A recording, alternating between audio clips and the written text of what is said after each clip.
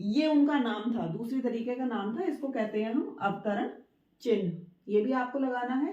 अच्छा, ये होता है इन्वर्टेड।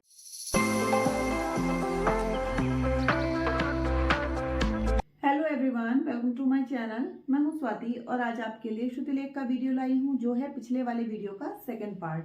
पार्ट का नाम है महावीर स्वामी। कुछ मैंने आपके संग में टिप्स शेयर की थी हिंदी की, इमला, ठीक है। इसी तरह से थोड़ी थोड़ी चीजें हम इमला के वीडियोस में ही डिस्कस करते चलेंगे। तो आप लोग कॉपी और पेन लेकर रेडी हो जाइए। ध्यान से आपको सुनकर लिखना है, पंक्चुएशन मार्क्स लगाना नहीं भूलना है। जहां कहीं भी किसी भी तरह के चिन्ह आएंगे, पंक्चुएशन मार्क्स, अल्प विराम, पूर्ण विराम, अर्ध विराम, डैश, किसी भी तरीके के चिन्ह आपको मिस नहीं करने हैं, लगाते जाना है। और लास्ट में मैं आपको जो लिखा हुआ दूंगी ना, उससे अपनी गलतियों को चेक करना है और होने के बाद में अपनी सारी अशुद्धियों को शुद्ध रूप में 8 से 10 बार लिखने की प्रैक्टिस करनी है, ताकि फ्यूचर में आप उन वर्ड्स को कभी भी रॉन्ग ना लिखें। चलिए ध्यान से सुनकर लिखिएगा। और चैनल को भाई सब्सक्राइब नहीं किया तो अभी रेड कलर के सब्सक्राइब बटन पे क्लिक करो, चैनल को सब्सक्राइब कर लो, नोटिफिकेशन बेल को ऑन कर दो, ताकि मैं जो भी वीडियो पोस्ट करूं उसके नोटिफिकेशन आपके पास टाइम से आ जाया करें। चलिए ध्यान से सुनकर लिखना शुरू करिए। वर्धमान, वर्धमान, बाल्यकाल से ही, बाल्यकाल से ही, बुद्धिमान, बुद्धिमान, सदाचारी, बुद्धिमान, सदाचारी और विचारशील थे, और विचारशील थे। युवा वर्धमान, युवा वर्धमान, जीवन मरण, जीवन मरण, कर्म, कर्म, संयम, संयम आदि प्रसंगों पर,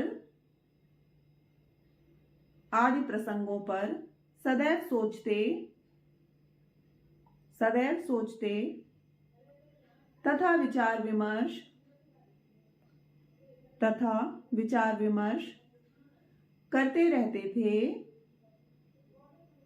करते रहते थे। वर्धमान का मन, वर्धमान का मन घर पर, घर पर नहीं लगता था, नहीं लगता था। वह बचपन से ही, वह बचपन से ही अत्यंत गंभीर, अत्यंत गंभीर रहते थे। नाना प्रकार के, नाना प्रकार के सांसारिक सुख होते हुए, सुख होते हुए भी उनकी आत्मा में, भी उनकी आत्मा में बेचैनी थी।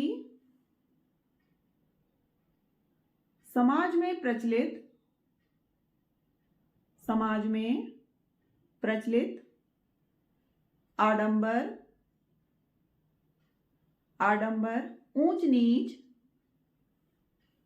ऊंच नीच की भावना, की भावना, चरित्र पतन, चरित्र पतन तथा जीव हत्या, तथा जीव हत्या उनकी वेदना के, उनकी वेदना के मुख्य कारण थे, मुख्य कारण थे। यज्ञ के नाम पर, यज्ञ के नाम पर पशुओं की हत्या, पशुओं की हत्या करना, हत्या करना वर्धमान को, वर्धमान को असह्य था, असह्य था। माता पिता का देहांत हो जाने पर, देहांत हो जाने पर वर्धमान ने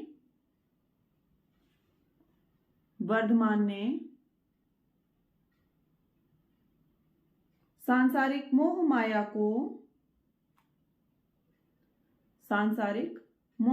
को त्याग कर अपने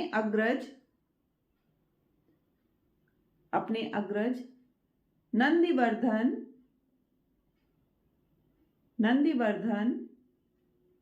की आज्ञा लेकर संन्यास ले लिया। इस समय उनकी आयु 30 वर्ष थी। वह सत्य और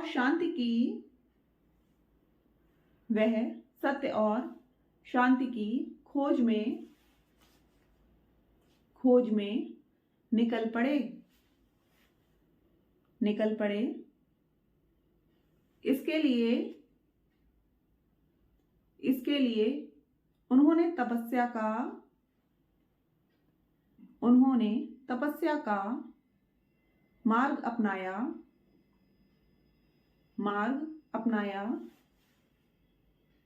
उनका विचार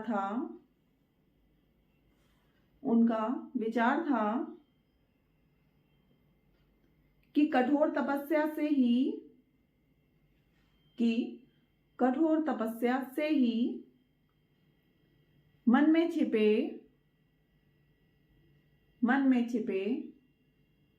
काम, क्रोध, लोभ, मद तथा मोह,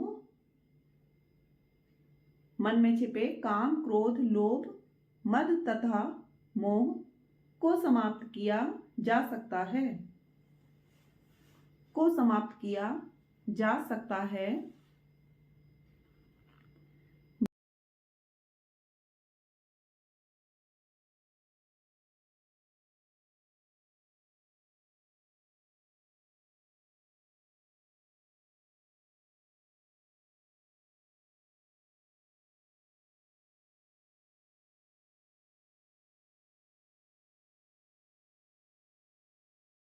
यहाँ पर अल्प विराम की, जिसको कॉमा बोलते हैं ना, अल्प विराम।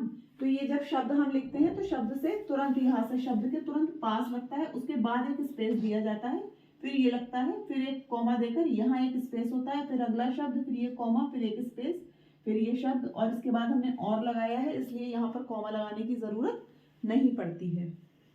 जिसके बारे में मैं आपको बताना चाहती हूँ, जिसको बोलते हैं हम अवतरण चिन्ह। इन्वर्टेड कॉमा भी बोलते हैं, सिंगल भी होता है, डबल भी होता है। यहाँ पर एक लाइन में, सबसे आखिर वाली लाइन में लिखा था, कर लेने के कारण वे महावीर या जिन कहलाने लगे।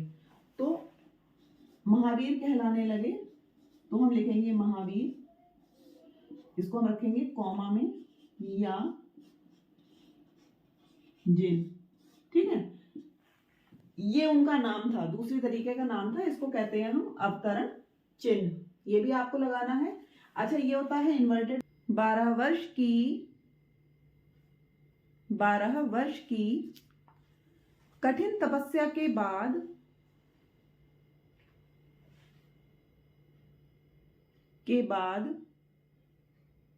जृंभिक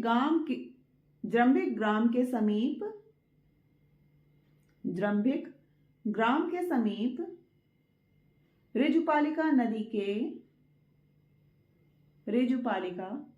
के तट पर उन्हें कैवल्य की प्राप्ति हुई।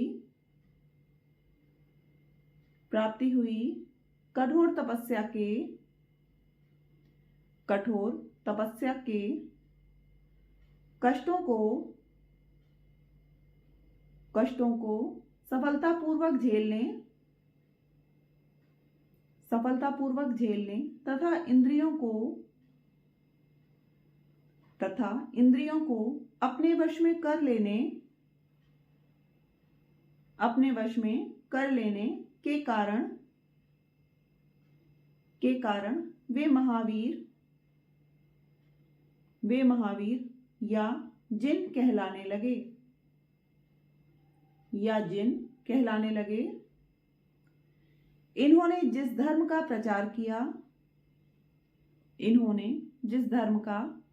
प्रचार किया वह जैन धर्म के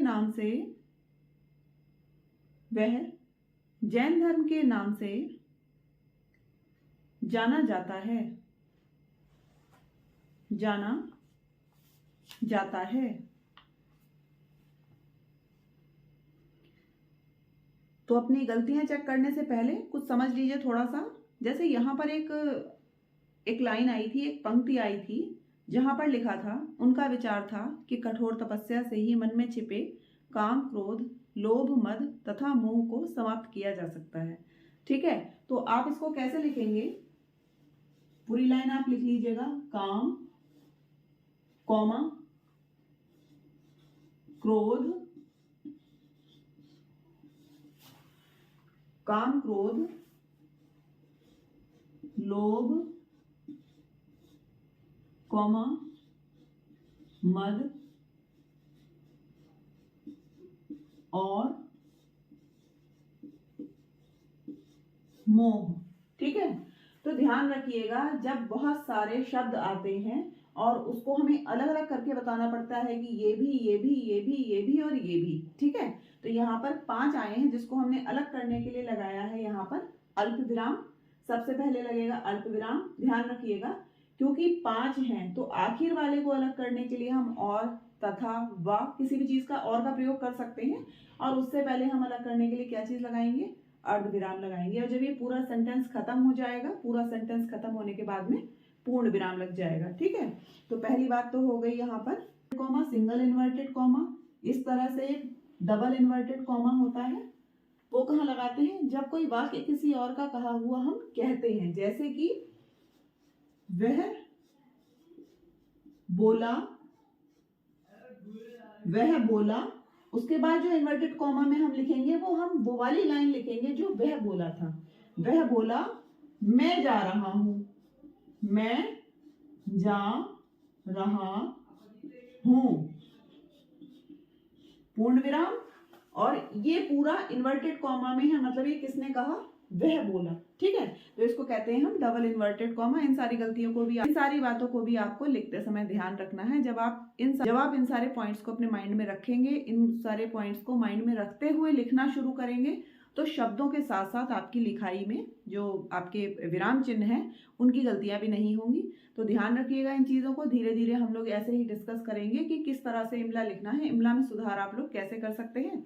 स्लाइड से अपनी गलतियों को चेक करिएगा। मिलते हैं अगली वीडियो में, तब तक के लिए नमस्कार, जय हिंद, जय भारत।